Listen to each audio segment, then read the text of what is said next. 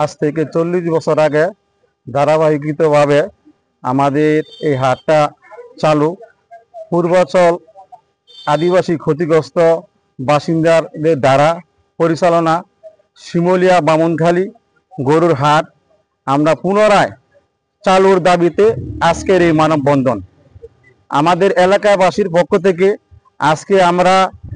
আজকের এই মানববন্ধন রূপগঞ্জ উপজেলা নির্বাহী অফিসারের কাছে আমাদের আকুল আবেদন, আমাদের এই শিমুলিয়া হাটটাকে পুনরায়ভাবে চালু করে দেওয়া হোক, এই আমাদের দাবি।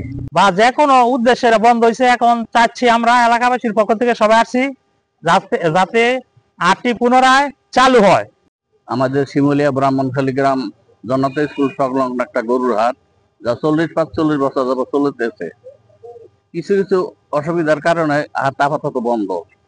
আমরা টিউনের কাছে জোর আবেদন জানাতেছি যে আমাদের হাটটা যেন আমাদের এলাকার জনগণের স্বার্থে আবার হাটটা পুনরায় ফিরিয়ে দেন।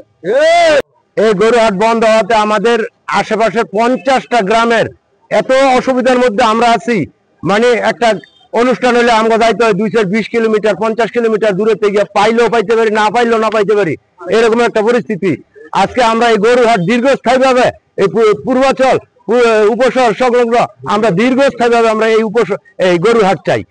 এই হাটটা থাকতে আগে আমাদের অনেক সুবিধা হতো, আমাদের এখন অনেক অসুবিধা হয়। এই গরু ছাগল নিয়ে আমাদের অনেক দূরে যেতে হয়। যদি এই হাটটা আমাদের থাকে তাহলে আমাদের অনেক সুবিধা হবে, আমরা কাছে থেকে কাছে হাটটা করতে পারবো।